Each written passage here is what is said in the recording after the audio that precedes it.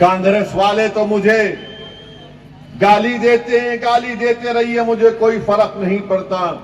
इनका नेता राहुल गांधी ऐसा है कि जो उसको लिख के दे दिए वही तोते की तरह बोल। राजस्थान में विधानसभा चुनाव को लेकर राजनीतिक पार्टियों ने कमर कस ली है। सभी पार्टियां अपने अपने प्रत्याशियों के प्रचार में जुट गई है। ऐसे में शनिवार रात को फतेहपुर कस्बे में एआईएम सुप्रीमो असदुद्दीन ओवैसी ने जनसभा को संबोधित किया। ओवैसी ने भाजपा और कांग्रेस को आड़े हाथ लेते हुए झूठ से सत्ता हासिल करने का आरोप लगाया। कांग्रेस वाले तो मुझे गाली देते हैं, गाली देते रहिए, मुझे कोई फर्क नहीं पड़ता। इनका नेता राहुल गांधी ऐसा है कि जो उसको लिख के दे दिए वही तोते की तरह बोलता है। हैदराबाद तेलंगाना को आकर के एमआईएम आसाम में इलेक्शन लड़ती है। मैं जिंदगी में आसाम में इलेक्शन नहीं लड़ा, मगर राहुल गांधी तुमने कह दिया, अब सोच रहा हूं आसाम जाऊं।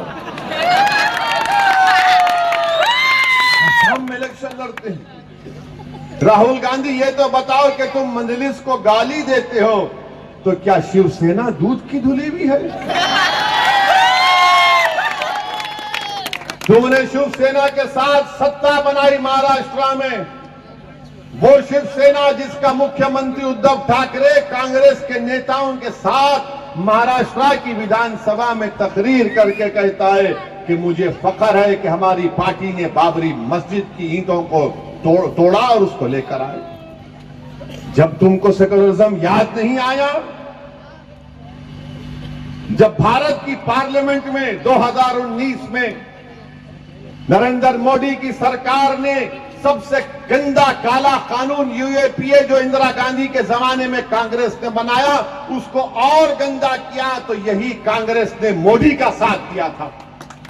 कौन उसके खिलाफ वोट दिया? सदुद्दीन ओवैसी ने उसके खिलाफ वोट दिया था। इम्तियाज जलील ने उसके खिलाफ वोट दिया था। अरे तुम जेल को नहीं जाते, जेल को मेरा बेटा और भाई जाता है। तुम जेल को कहां जाओगे? तुम्हारे बाल को धूल लग गई तो तुम आसमान को सर पे उठा लेते हो और मुझे जिंदा जला दिया जाता है। तुमको क्या मालूम जेल क्या होती है? तुमको क्या मालूम 4-5 साल जेल में सड़ना? तुमको क्या मालूम? अरे तुम्हारे हाथ से सत्ता चले गई तो तुम रो रहे हो, अरे मेरे बच्चों का मुस्तकबिल बर्बाद हो रहा है। ओवैसी शनिवार को फतेहपुर के दौरे पर रहे। इलाके में जनसभा को संबोधित करते हुए भाजपा और कांग्रेस को आड़े हाथ लेते हुए जमकर निशाने साधे।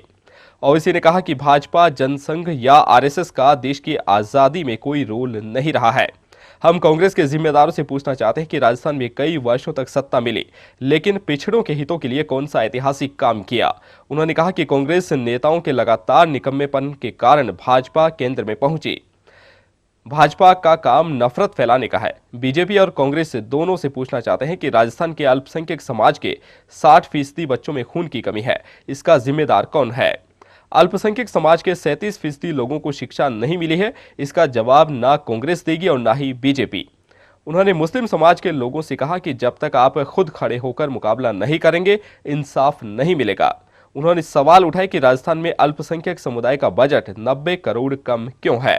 सभा के बाद ओवैसी ने फतेहपुर कस्बे में रोड शो भी किया। इस दौरान काफी संख्या में लोग मौजूद रहे। को हराने की जिम्मेदारी सिर्फ असदुद्दीन ओवैसी के कंधों पर नहीं डाल सकते तुम। बीजेपी को हराने की जिम्मेदारी जितनी अशोक गहलोत और राहुल गांधी की है, बल्कि मुझसे ज्यादा तुम पर है। क्योंकि अगर आज बीजेपी सत्ता में है तो अशोक गहलोत और राहुल गांधी की वजह से नरेंद्र मोदी 2-2 बार इस देश के प्रधानमंत्री बन गए। मेरी वजह से नहीं बने, ना तुम्हारी वजह से बने। इनकी निकम्मेपन की वजह से, इनकी दोगली पॉलिसियों की वजह से और इनके झूठे वादों की वजह से बीजेपी कामयाब हो जाती है। तो मेरे अजीज दोस्तों और बुजुर्गों, आज आप देखते हैं कि यकीनन जब से देश में बीजेपी की सरकार बनी है, एक नफरत का एक मंसूबाबंद तरीके से नफरत को फैलाया गया। नफरत को इतना फैलाया गया कि जुनैद और नसीर को घाटमीका से किडनैप करके ले जाकर हरियाणा में जिंदा जला दिया जाता है। और जब इनको जिंदा जला दिया गया तो घाटमीका को अशोक गहलोत और राहुल गांधी नहीं गए, ये बड़ी बड़ी बातें करते हैं कांग्रेस वाले कि नफरत के बाजार में क्या प्यार की दुकान खोलूंगा। अरे जब प्यार की दुकान, मोहब्बत की दुकान खोलना था तो जाना था जुनैद और नसीर के घर के परिवार को। मैं और जावेद और हमारे इमरान साहब गए थे, मुलाकात किए, पुरसाद किए और उनकी तकलीफ को और उनकी गुर्बत को देखकर हमको एहसास हुआ कि कितना जुल्म किया जा रहा है। मेरे अजीज दोस्तों और बुजुर्गों, आपने अभी सुना